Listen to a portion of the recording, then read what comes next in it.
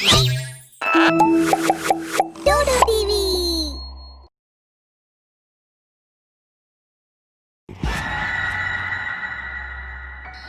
एक गांव में सावन के महीने में मेला लगता था।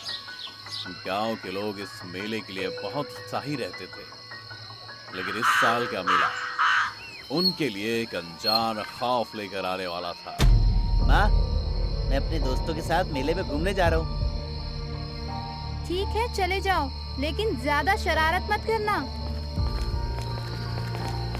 बबलू और उसके 3 दोस्त मेला घूमने गए और वहाँ खूब मस्ती की, लेकिन घर जाते वक्त जिनकी संख्या 4 थी, अब घर सिर्फ 3 ही लौटे थे। हाय मेरा बबलू, पता नहीं क्या हुआ उसे, न जाने कहाँ चला गया। गांव वालों ने साथ के बच्चों से पूछताछ की, लेकिन बच्चों को नहीं पता था कि बबलू कहाँ गायब हो गया है। लेकिन मेले के कुछ दुकानदारों ने उन्हें बताया कि एक बच्चा कुछ गुब्बारों के साथ उड़ता हुआ आसमान में चला गया था। इस बात पर किसी गांव वाले ने भरोसा नहीं किया और बबलू को ढूंढने की कोशिश में लगे रहे। दिन बीत गया और अगले दिन एक और बच्चा मेले से उसी तरह गायब हुआ।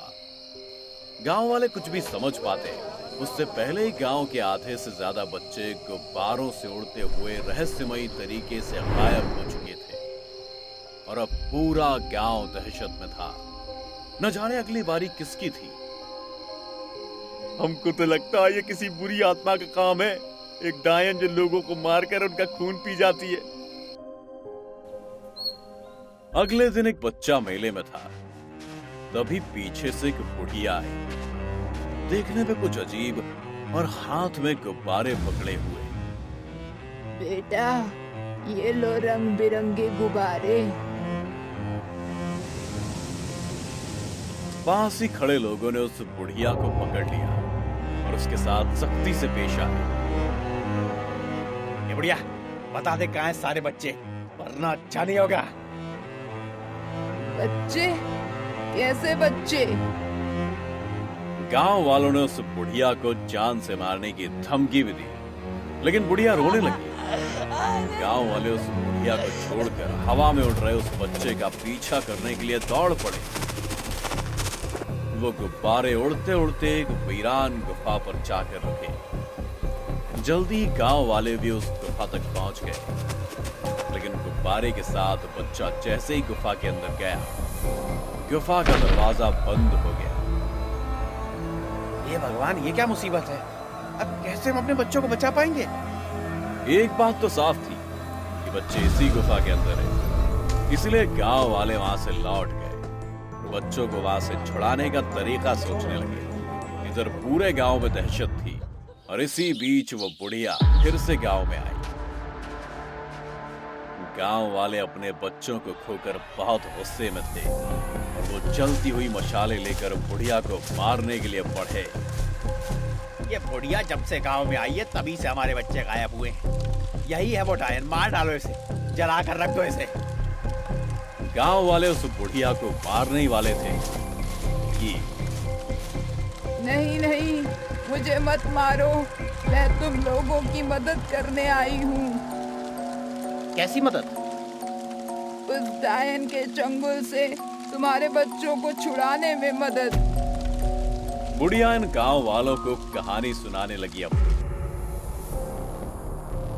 ये डायन मेरी बेटी है, उसका नाम है बेईमानी, पिछले 40 सालों से शापित, और अब वो मौका आया है जब वह इन मासूम बच्चों के खून को पीकर और शक्तिशाली होना चाहती है। लेकिन उससे पहले कुछ समय के लिए, जब आसमान में काले बादल छाएंगे और चांद आधा हो जाएगा, तब उसकी शक्ति सबसे कम हो जाएगी। वही मौका होगा उसे मारने का, और यह काम कोई ऐसा व्यक्ति ही कर सकता है जिसने कभी कोई गलत काम न किया हो।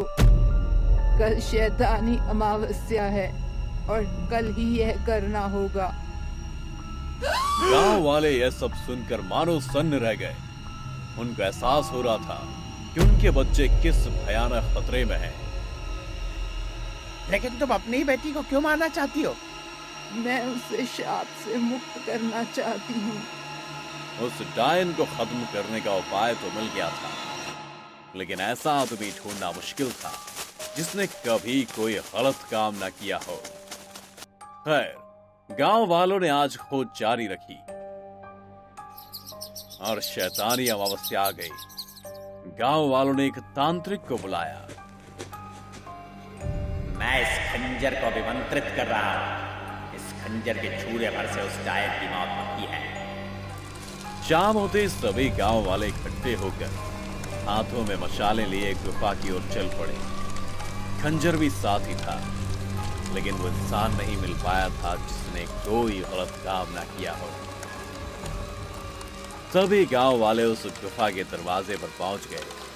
आसमान में गहरे काले बादल और चलती मशालों से माहौल मानो रूह कपा देने वाला था। तभी अचानक गुफा का दरवाजा खुला। आ गए तुम लोग, तुम्हारा ही इंतजार कर रही थी। गांव वालों के बच्चे सामने जंजीर में जकड़े हुए थे। अपने बच्चों को इस तरह देख गांव वालों को रोना आ रहा था और गुस्सा भी। बहुत जुल्म कर लिया तूने हमारे बच्चों पर। मैं तुझे नहीं छोड़ूंगा।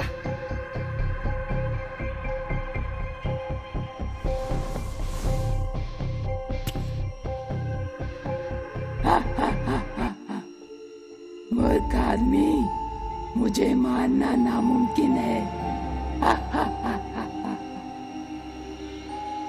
गांव वालों की आशा मानो टूट चुकी थी। अब उन्हें उस डायन के कहर से कोई नहीं बचा सकता था। लेकिन फिर वो हुआ जो किसी ने नहीं सोचा था। उन सभी बच्चों में एक बहुत छोटा बच्चा था। उसने उस खंजर को उठा लिया। अरे वाह, खिलौना। जैसे ही डायन ने उस बच्चे के हाथ में वो खंजर देखा, उसे गुस्सा आया और वो खंजर छीनने के लिए आगे बढ़ी।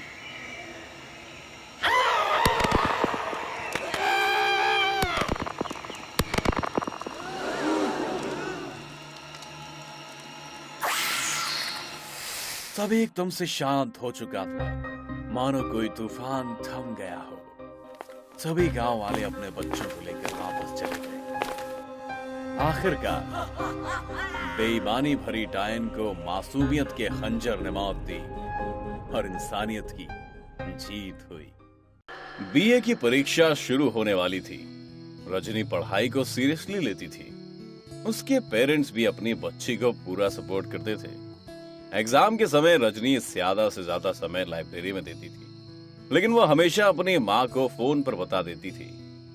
एक दिन अपनी सहेली कीर्ति के साथ पढ़ाई में रजनी इतना मशगूल हो गई कि समय का ध्यान ही न रहा। जब घड़ी देखी तो रात के 9 बज गए थे।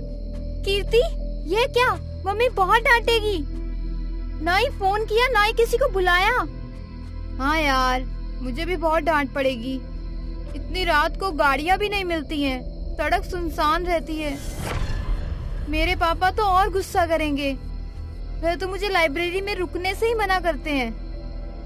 चल यार, जो होगा सो होगा। पहले घर तो पहुंच जा सही सलामत।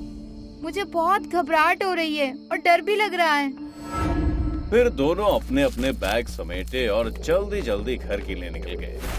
दोनों के रास्ते एक दूसरे के अपोजिट थे।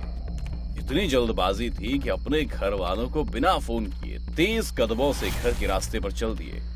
जनवरी की ठंडी अंधेरी रात का सन्नाटा और रास्ता भी बिल्कुल खाली खाली। रजनी सोचती हुई कि घर में डांट पड़ेगी। उसने इधर उधर देखा, एक ऑटो रिक्शा भी नहीं मिला। उसके कदम घबराहट में स्प्रिंग की तरह चल रहे थे। लगभग 10 मिनट चलने के बाद रजनी को लगा कि मुझे कोई फॉलो कर रहा है। वो आगे पीछे देखते हुए और तेज चलने लगी। अचानक वो पीछा करने वाला शख्स सामने आकर रास्ता रोककर खड़ा हो गया। वो शख्स कोई और नहीं, रजनी का बॉयफ्रेंड अनूप था। तुम इस समय मुझे ऐसे बुरी तरह से डरा रहे थे। मैं पहले से ही इतनी घबराई हुई हूँ और तुम मुझे मार ही डालोगे। ऐसा मजाक होता है क्या? अरे तुम तो सचमुच ही डर गई।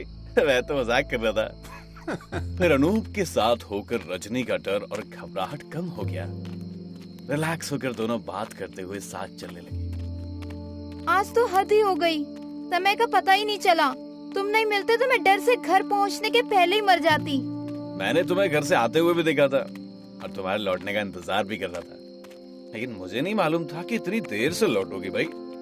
मैंने जब तुम्हें इस समय देखा तो मुझे थोड़ी शरारत सूझी। कैसा लगा? अनूप बस भी करो, ऐसा मजाक फिर कभी मत करना, नहीं तो मैं तुमसे कभी बात नहीं करूंगी। अच्छा खैर छोड़ो, जब देर हो ही गई है तो चलो पिक्चर देखने चलते हैं। नहीं नहीं, पहले ही डांट सुनने का काम कर चुकी हूँ, और नहीं।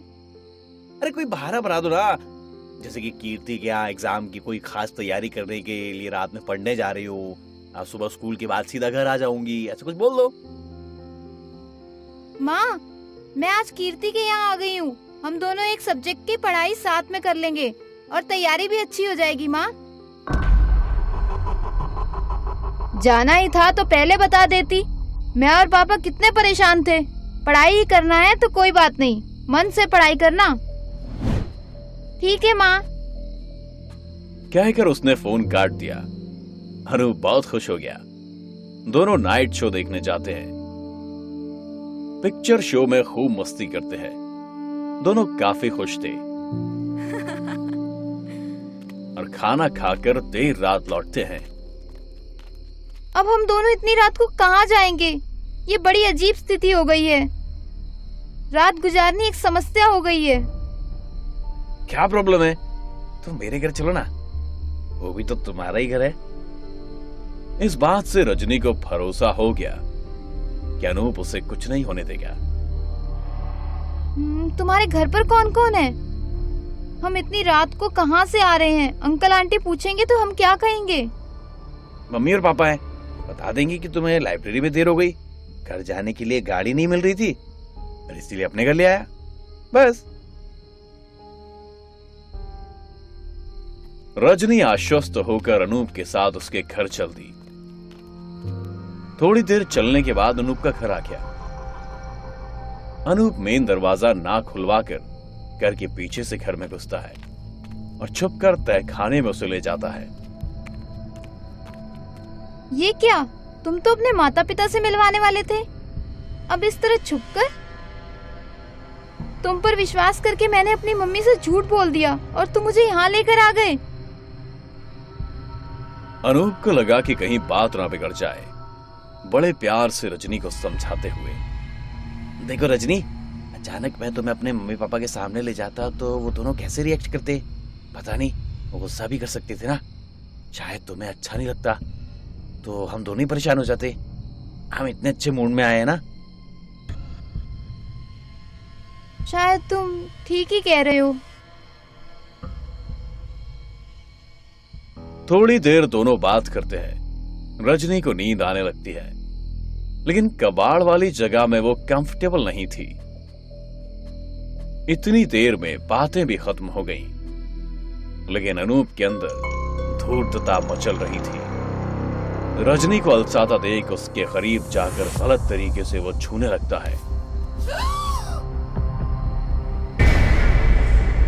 अनूप, तुम मुझे झूठ बोलकर यहाँ ले आए और अब यहाँ इस तरह बदतमीजी? क्यों हमारे प्यार को कलंकित कर रहे हो? तुम्हारा प्यार यही है? प्लीज मुझसे दूर रहो। सती सावित्री हो तुम? तुम्हें अपने घर ले जाता, घर वालों से मिलवाता, उन्हें क्या कहता? तुम किसी के साथ इतनी रात को पिक्चर देखती हो, किसी के घर चली जाती हो। अनूप प्लीज मेरे साथ ऐसा ना करो। मैंने तुम पर विश्वास किया और तुम मुझे इस तरह परेशान करोगे? तुम और विश्वास, ऐसी बातें तुम पर लागू नहीं होती। तुम जैसी लड़कियां कभी किसी के विश्वास के लायक नहीं होती। उसने और करीब जाकर उससे जबरदस्ती की।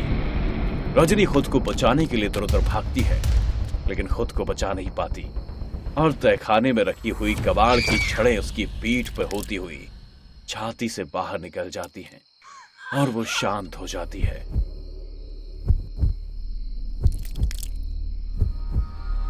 ये क्या हो गया? अब क्या करूं? ये तो बड़ी मुसीबत बन गई। वो इधर उधर देखता है। उसे एक पुराना बैग कबाड़ में दिखता है। रजनी के खून से लथपथ शरीर को वो उसमें डालकर पैक कर देता है। बाहर निकलकर इधर उधर देखता है और बैग को खींचता हुआ दूर तक ले जाता है। दूर झाड़ियों वाले एरिया में ले जाकर एक खाई में बैग को फेंक देता है और उस खाई में सूखी झाड़ियां पत्ते डालकर ढक देता है। अपने खून लगे हाथ को भी सूखे पत्तों से पोंछकर वहां से निश्चिंत होकर वापस घर की ओर चल देता है। एक हफ्ते तक वो डर के मारे घर से ही नहीं निकलता और तक घर वालों को पता ही नहीं चल पाया कि उनकी बेटी गई तो आखिर गई कहां, क्योंकि कीर्ति के घर तो वो गई नहीं थी। कुछ दिनों बाद शाम के वक्त वो उस जगह का मुआयना लेने जाते हैं जहां उसने वो बैग फेंका था। वहां कुछ लोग खड़े थे। सुनो ध्यान से, आवाजें आ रही है ना? नहीं मत सुनो। जो लोग ये आवाजें सुन लेते ना उन्हें भूतनी मार देती है। हाँ मुझे धोखा दिया, तुम धोखेबाज हो, ये कहकर उस भूत ने 4-5 लोगों को मार दिया है। किसी ने उस बेचारी के साथ धोखा किया होगा, तभी तो उसकी आत्मा को शांति नहीं मिल रही। अनूप जैसे ही वहां पास गया उसके कानों में जोर से आवाजें गूंजने लगी। मुझे धोखा दिया, तुम धोखेबाज हो। वो डर कर वहां से भागने लगता है। तभी उसके पास आकर एक कार रुकी और आगे का गेट खोला और एक सुंदर सी लड़की ने सीट ऑफर की। उस लड़की को देखते अनूप गाड़ी में बैठ जाता है। जान बची। क्या हुआ? आप इतने घबराए हुए क्यों हैं? अनूप ने उस लड़की की तरफ देखा। चलो एक गई दूसरी इससे अच्छी मिल गई। आपका नाम क्या है? कहाँ रहती हो? क्या करती हो? मैं यहीं की रहने वाली हूँ। ये कहते हुए उसकी आवाज बदलने लगती है और देखते ही देखते उस लड़की के चेहरे में रजनी दिखने लगी। वो बहुत खौफनाक नजारा था। अनूप चिल्लाने लगा और गाड़ी रोकने को बोला। गाड़ी रुकी लेकिन गेट खुला ही नहीं। अनूप हाथ जोड़कर गिड़गिड़ाने लगा, प्लीज मुझे माफ कर दो रजनी। तुमने मुझे और मेरे विश्वास को तोड़ा है। इतना बड़ा धोखा जो तुमने मुझे दिया है और मैं तुम्हें माफ कर दूं? माफ कर भी देती, लेकिन तुम्हें यदि छोड़ भी दूंगी तो मेरे माता पिता को जो सहना पड़ रहा है और मुझे लेकर जो तुमने सब कहा, वह सब कैसे भूल जाऊं? लोग मेरे बारे में क्या क्या कह रहे हैं तुम्हें पता है? इतना कहकर उस पर झपट पड़ती है और उसे मार देती है। एक टाउन में टैक्सी ड्राइवर का बड़ा सा ग्रुप रहता था। अलग अलग स्टेट से लोग रोजी रोटी के लिए अपनी फैमिली और उनके भविष्य के सपने लेकर वहां आते थे। धीरे धीरे किसी संगठन से जुड़कर भाईचारे के साथ एक परिवार की तरह जीवन यापन करते थे। एक बार सुदीप नाम का एक ड्राइवर कुछ दबंगों से रोड पर झगड़े में फंस गया। मारपीट के बीच थाने जाने की नौबत आ गई। तभी हरीश सामने आया और बात को संभाल कर मामले को वहीं रफा दफा कर दिया। मैं तो नया नया आया हूँ भाई, मुझे तो यहाँ का तौर तरीका कुछ नहीं पता। आपने मुझे बचा लिया, मैं कैसे आपका शुक्रिया अदा करूँ? अरे यहाँ पर कमाने खाने के लिए सब नए आते हैं। अगर हम एक दूसरे के काम ना आए तो कौन आएगा? शुक्रिया की जरूरत नहीं है। कभी जरूरत हो तो अक्सर कहना। इस प्रदेश में हम सभी एक दूसरे का परिवार हैं। तब से दोनों पक्के दोस्त बन गए। वो हमेशा एक दूसरे से मिल लेते थे और अगर नहीं मिल पाते तो फोन पर ही बात करते थे। एक बार हरीश इतना बिजी हो गया कि हफ्तों तक सुदीप से ना मिला, ना बात कर पाया। एक रात पैसेंजर को उसके घर छोड़कर लौटने लगा तो दोस्त सुदीप की याद आई। सोचा बहुत दिन हो गए, बात कर लेता हूँ। इसी बहाने ये सुनसान रास्ता भी कट जाएगा। फैमिली तो है नहीं, दोस्त के पास ही चलते हैं, साथ में बढ़िया खाना खाएंगे और रात में बातें करते करते सो जाएंगे। सुदीप कहाँ हो? अरे हरीश भाई, मैं घर पर ही हूँ। ऐसा लग रहा है जमाने के बाद तुमसे बात हो रही है। हाँ, एक काम करो, आपकी डरी आ जाओ, खाना बना रहा हूँ, दोनों मिलकर खाएंगे और बहुत सारी बातें करेंगे। हाँ हाँ भाई, मैं आ रहा हूँ। वो मेला लगा हुआ है ना, खूब पैसेंजर मिल रहे थे। आमदनी के चक्कर में बहुत थक गया हूँ दोस्त, नींद भी नहीं हुई ढंग से। आप हो कहाँ? इतनी देर लगेगी आने में? क्या क्या खाओगे बता दो, आपकी पसंद का ही बना के रखूंगा। मैं अभी बता रहा हूँ, रुक जा। पुरानी हवेली वाली पहाड़े के रास्ते पर हूँ, 1 घंटा लग जाएगा बस। अरे आप इतनी रात को उस रास्ते पे कैसे चले गए भाई? है तो इतना परेशान क्यों रहे हो? क्या है इस रास्ते पे? अरे पहले ही बहुत बार आया हूँ, लेकिन आज दिन में आया हूँ। दिन में तो कोई बात नहीं है यार, दिन में तो काफी गाड़ियां आती जाती रहती हैं। हवेली के पर्यटकों की वजह से भीड़ भाड़ भी रहती है। रात में सुनसान रास्ता होता है भैया, बड़ी खतरनाक है। कैसे बताऊं आपको? सेफ आ जाओ आप। बोल दो भाई, इतने परेशान क्यों रहे हो? बात क्या है आखिर? भैया आपको नहीं पता, दोनों तेजी से गाड़ी चलाकर भगो वहां से। उस रास्ते पे 2 सिर वाली चुड़ैल रहती है, इतने लोगों को मार चुकी है। जिन लोगों को पता है ना, वो लोग रात में रास्ते पे आना जाना बंदी कर चुकी है। क्या भाई, तुम कौन से जमाने में जी रहे हो? बिल्कुल टेंशन मत लो है, तुम बस खाना बनाओ और सही सलामत तुम्हारे पास अभी आ रहा हूं, 1 घंटे। हरीश फोन रखकर सोचता है कि क्या सचमुच भूत या चुड़ैल जैसी कोई चीज होती है। तभी तेज हवाएं चलने लगती हैं और एक महिला उसकी गाड़ी के ठीक सामने आ जाती है।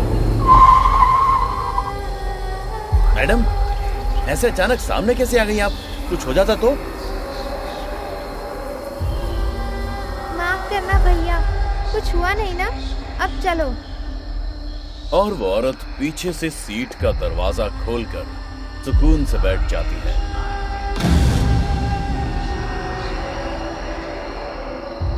मैडम, आप कौन हैं और बिना पूछे गाड़ी में कैसे बैठ गई? आप प्लीज उतर जाइए।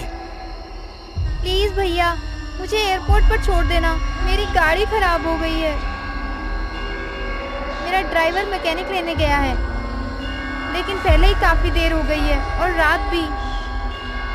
फिर वो महिला आंखें बंद कर लेती है, सीट पर बैठे बैठे कुछ बड़बड़ाने लगती है। मैडम, आप डर जाइए। पर वो महिला उसकी बातों को अनसुना कर देती है। अब हरीश को डर लगने लगता है, पसीने आने लगते हैं। दूर दूर तक उसे कोई नजर नहीं आता। वो गाड़ी तेज स्पीड से भगाता है।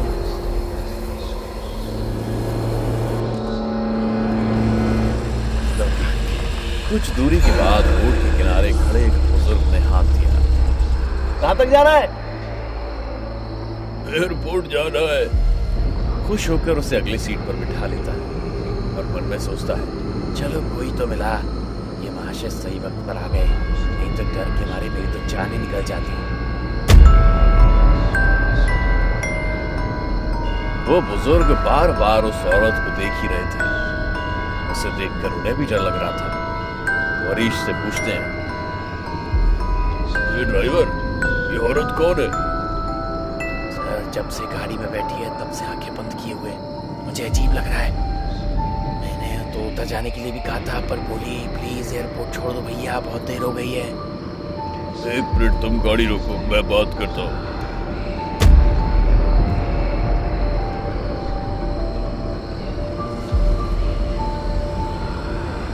उस औरत से हरीश को डर तो लग ही रहा था। उसने गाड़ी रोक दी। वो शख्स गेट खोलकर पिछली सीट पर महिला के साथ ही बैठ जाता है और महिला के कान में कुछ कहता है। वो महिला जो आंखें बंद किए हुई थी, चौंक कर अचानक आंखें खोलती है, लगभग चिल्लाते हुए, भैया रोक दो गाड़ी, मैं यहीं उतर जाऊंगी जहाँ मेरा ड्राइवर आ जाएगा। पक्का मैडम, उतार दूं यहीं? हाँ हाँ भैया, मैं मैनेज कर लूंगी, मुझे यहीं उतार दो। ये सुनकर हरीश ने गाड़ी रोक दी और वो औरत उतरकर वहां से चली गई। सर, आपने ऐसा क्या कह दिया मैडम से? वो इस तरह हड़बड़ा गई और उतर ही गई कि मैंने पहले भी उतरने के लिए कहा था। कुछ देर सन्नाटा हो जाता है। उस अंधेरी रात में हरीश के लिए सन्नाटा भयभीत करने वाला था। सर, आप चुप क्यों गए? ऐसा क्या आपने मैडम को कह दिया था, बताइए ना। ऐसा कहते हुए हरीश ने पीछे मुड़कर देखा। तुम चली जाओ, वरना तुम्हें भी इसके साथ मार दूंगी, तुम्हारा भी खून पी जाऊंगी। और उसका मंत्र दोनों चले गए। अब तुम्हें कौन बचाएगा? और फिर उस बुजुर्ग की शक्ल बदलने लगी। उसके दांत राक्षस जैसे लंबे होने लगते हैं, बाल बुरी तरह बिखर जाते हैं। उसके लंबे नाखून थे, हाथ खून से सने हुए थे। पहले एक विकृत चेहरा बना, फिर तुरंत उसी तरह से उसे लगा दूसरा चेहरा, और दोनों के सिर पर बाल पहले से ज्यादा बड़े हो गए। अब सचमुच 2 सिर वाली चुड़ैल हरीश के सामने आ गई। हरीश की खिड़की बन गई। वो कुछ भी नहीं बोल पा रहा था। वो चुड़ैल उड़कर पीछे की सीट से आगे की सीट पर आ जाती है। उसके आगे आते ही गाड़ी के ब्रेक लग जाते हैं। जब से मैंने एक लड़की पर दया करके उसे छोड़ दिया, तब से मुझे एक भी ढंग का शिकार नहीं मिला। उसी ने जाकर सबको मेरे बारे में बता दिया होगा। मैं किसी को कुछ नहीं बताऊंगा, प्लीज मुझे छोड़ दो। पागल है क्या? अगर मैंने तुझे छोड़ दिया तो मैं भूखी मर जाऊंगी। ऐसा कहते हुए उसकी जीभ लपलपा रही थी। हरीश को ऊपर से नीचे तक ऐसे निहार रही थी मानो कब से उसने कोई हष्ट पुष्ट इंसान न खाया हो और उसे निगलने के लिए आतुर हो रही थी। देखो, इस जंगल में बहुत से जानवर हैं, तुम उन्हें खा लो, कहो तुम्हें पकड़ के ला देता हूँ, पर मुझे छोड़ दो। जानवरों के शिकार से मुझे ताकत नहीं मिलती और इससे इंसानों में मेरा डर भी नहीं रहता। ये मेरा इलाका है, यहाँ जो आएगा वो मेरा शिकार तो बनेगा। ऐसा कहते हुए चुड़ैल हरीश को पकड़कर गाड़ी से बाहर निकल आती है। बोनट पर पटक पटक के उसकी गर्दन पर अपने बड़े बड़े दांत गढ़ा देती है। और अब मांस खाने और खून पीने का तो बहुत ही भयावह दृश्य सामने था। सुदीप दोस्त के लिए आशंकित था। सुबह जब गाड़ियां आने जाने लगी, तब सुदीप अपनी गाड़ी से वहां पहुंचा। पुलिस भी वहां पहुंच चुकी थी। हरीश की डेड बॉडी के नाम पर वहां सिर्फ कुछ हड्डियां ही पड़ी थी, जहां तहां खून के दाग और निशान। गाड़ी से हरीश का लाइसेंस मिल गया था। चुड़ैल ने तो अपना काम कर दिया। भाई जब पहले से पता है कि इस एरिया में नहीं आना है, फिर भी हीरो बनने के लिए पता नहीं क्यों चले आते लोग। लोगों की भलाई के लिए पुलिस ने उस रोड को पूरी तरह से सील कर दिया।